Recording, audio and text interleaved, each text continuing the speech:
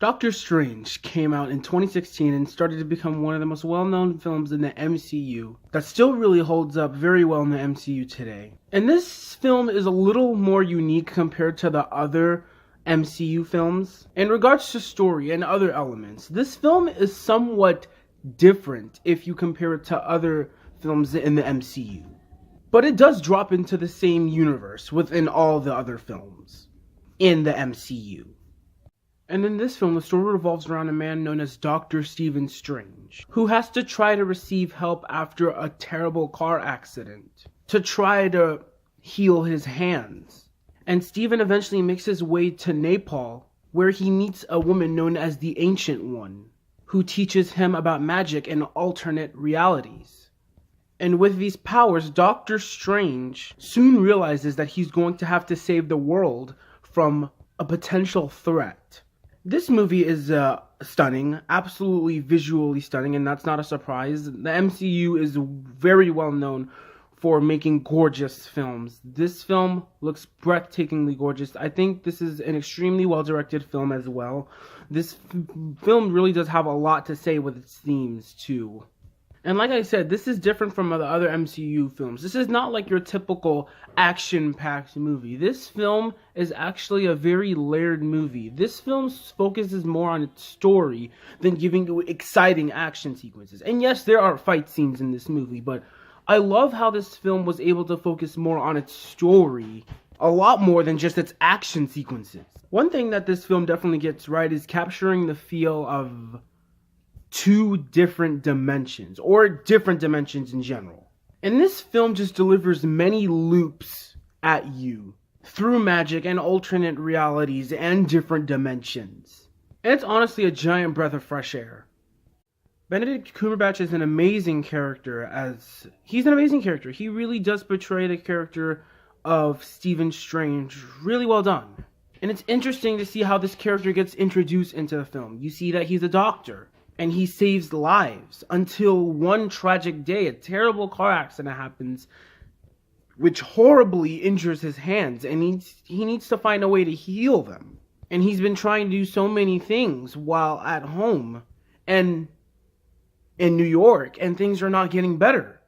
He sees that things are getting a lot worse for him, and he needs to receive help. And once he goes to Nepal to find help, things automatically change, and it changes his entire life. It changes everything. And the story from the accident all the way down to when he discovers that these abilities are going to be used to save the world is really well done. As long as the rest of this movie has a really good story, honestly. The script is really well handled in this movie. The script is not honest. It's honestly not going to blow you away or anything. I mean, it didn't really blow me away, but I easily followed along with the story. I easily got invested into the characters. And I was excited to see more. And I was very satisfied on what I was watching. Heck, this movie got so interesting, I almost forgot that I was watching a Marvel movie. Like I said, this movie doesn't really start off with people fighting and stuff like that. Or action sequences jumping around all over the place. This movie really does take its time to tell a story. This movie focuses a lot more on its story. There are actually very few action sequences in this movie. And I actually thought that this movie had enough action sequences. There are very few action sequences in this movie. And I can understand that, because this movie focuses more on its story than entertainment. And like I said, this is a layered movie. This movie really does have a lot to say, with the mystical and magical themes, and the elements that really do make this movie important in the MCU. Another thing that I really appreciated were the performances. The performances are really great, and there are a lot of great performances in the MCU, so it's not necessarily a surprise.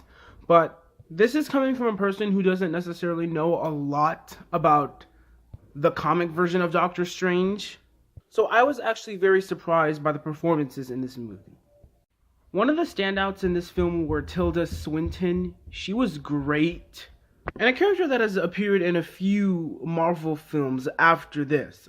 And I'd love to see this character in more. Swinton really does an excellent job on portraying the character of the Ancient One. And her character is important to the entire script. And her performance was perfect. And I really hope they get her in more MCU movies. I thought Benedict Wong was really good too in this film. And his character is very supportive. And this movie is honestly really good at delivering supportive characters. And that's another thing I was highly satisfied with. Chiwetel Ejiofor is really good in this movie too. I really like the guy as an actor. Honestly think this is somewhat of an underrated actor too. And I really like how he's starting to get recognized a little bit more as we are getting more movies. He's going to play as Scar in the upcoming Lion King live action remake, so that's going to be very interesting. And I also can't wait to see him in other future films because he really did deliver to his character in this film. One of the great things about Doctor Strange is the surprises it delivers. This film is filled with so many surprises that you either will or won't see coming. And at the end of the day, it's just a giant breath of fresh air. This movie is great, honestly, I'd have to say. I only have a couple flaws with this. And one of my flaws is, no surprise, the villain. The villains in the MCU aren't necessarily known for being really developed, except for Loki from the Avengers, which I love. But Caecilius is a underdeveloped villain, honestly, in my opinion. And the MCU is mostly known for having unmemorable villains, except for Thanos and Loki. And another thing that I had, issue that I had with sort of the villain thing in this movie was Dormammu, who was technically the main villain in the Doctor Strange comics, who literally appears in the ending of the film, in the ending climax of the film. So if he was the main villain of the comics, does it necessarily make sense to put him at the ending and not really show him any other time in the film? And one more flaw I had with this movie, and I forgot to mention this during the performances, Rachel McAdams, I'd say, her performance was a little wasted, a bit. And when I say that, it's not honestly her fault. It's not her fault. I think her performance is really good. Her character isn't really that interesting, though, honestly. I mean, she's supportive, but you don't necessarily get that much from this character. And especially if it's from Rachel McAdams. I wanted to see her do a little more and be a little more interesting in this film. Her performance is good. It's just that her character isn't really that good, honestly.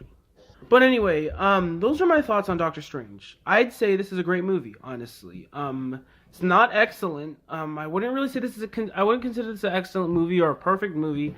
I'd just say this is a good or even great movie, technically.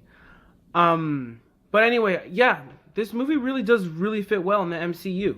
And ever since its initial release, I wouldn't necessarily call this one of the MCU's best films, but it's definitely not one of its worst. I'm going to give Doctor Strange a B+.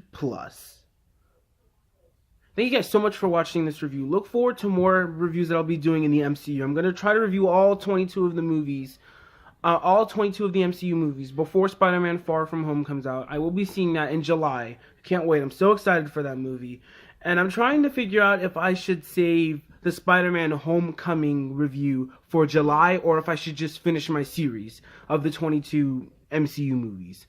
What do you guys think? Comment down below and let me know what you guys think I should do. But anyway, thank you guys so much for watching this review. You guys are the best. I love every single one of you.